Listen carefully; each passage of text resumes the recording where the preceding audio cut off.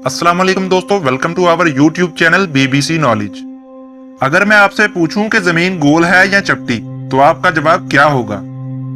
आप में से तकरीबन बहुत से लोगों का जवाब होगा गोल, लेकिन कुछ लोग ऐसे भी मिल जाएंगे जिनका जवाब होगा चपटी।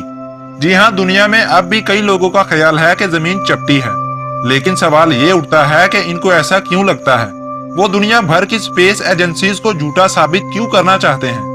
वो जमीन की सारी वीडियोस और तस्वीरों को झूठ क्यों कहते हैं? इसका जवाब साइंसदान यूं देते हैं कि अगर किसी झूठ को बार बार बोला जाए तो वो सच लगने लग जाता है, नासा के चांद पर पहुंचने की तरह।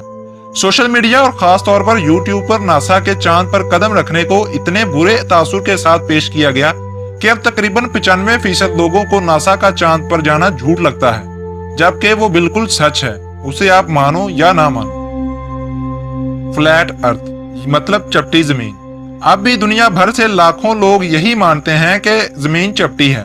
चलो थोड़ी देर के लिए मान लिया कि जमीन चपटी है, तो क्या जमीन वैसी होती जैसी उसे आप अब देख रहे हो? नहीं। अगर आप भी उन लोगों में से हैं जो ऐसा सोचते हैं, तो आइए आपका और उन तमाम लोगों का वहम तोड़ देते हैं। चपटी जमीन को देखकर आपको ऐसा लगता होगा कि अगर आप चपटी जमीन के किनारे पर जाएंगे तो नीचे गिर जाएंगे, लेकिन ऐसा बिल्कुल भी नहीं, क्योंकि जमीन की ग्रेविटी आपको खुद से अलग होने नहीं देगी। किसी भी चीज की ग्रेविटी तमाम जगह एक जैसी तब होगी जब वो 100% गोल होगी, और हमारी जमीन 100% गोल नहीं है, जिसकी वजह से जमीन पर हर जगह ग्रेविटी भी एक जैसी नहीं है। लेकिन अगर जमीन चपटी होती तो हर जगह ग्रेविटी मुख्तलिफ होती। जमीन के सेंटर से जो भी हिस्सा ज्यादा दूर होता वहां ग्रेविटी सबसे कम होती, और सेंटर में ग्रेविटी इतनी ज्यादा होती कि हर चीज सेंटर की तरफ खींची चली जाती, और आप पैदल चपटी जमीन के किनारे पर ना जा पाते। आपको हमेशा किनारे पर जाने के लिए रॉकेट की जरूरत पड़ती। किनारे पर मौजूद तमाम दरख्त और पानी उड़कर सेंटर की तरफ आ जाते, जिससे सब कुछ तबाह हो जाता। मान लीजिए जमीन की ग्रेविटी से तो आप बच जाते, लेकिन फिर भी जमीन पर मौजूद परिंदों को उड़ने में बहुत मुश्किल आती। चपटी जमीन पर मैग्नेटिक फील्ड नहीं होती, और परिंदे मैग्नेटिक फील्ड की वजह से ही उड़ सकते हैं। जमीन चपटी होती तो मैग्नेटिक फील्ड ना होती, और परिंदे भी उड़ ना पाते और रास्ता भूल जाते। जमीन की सर्कुलर रोटेशन और सूरज के चारों तरफ घूमने की वजह से जमीन पर अलग अलग मौसम होते हैं। जब नॉर्थर्न हेमिस्फीयर पर गर्मी होती है तो साउथर्न हेमिस्फीयर पर सर्दी होती है। लेकिन अगर जमीन गोल ना होती यानी कि चपटी होती, तो ना तो नॉर्थर्न हेमिस्फीयर होता और ना ही साउथर्न हेमिस्फीयर, और इस वजह से जमीन पर एक ही मौसम रहता। जमीन के स्ट्रक्चर की वजह से यहाँ ग्रेविटी हमेशा स्टेबल रहती है, और इसी वजह से जमीन कभी सूरज के अंदर नहीं जाती।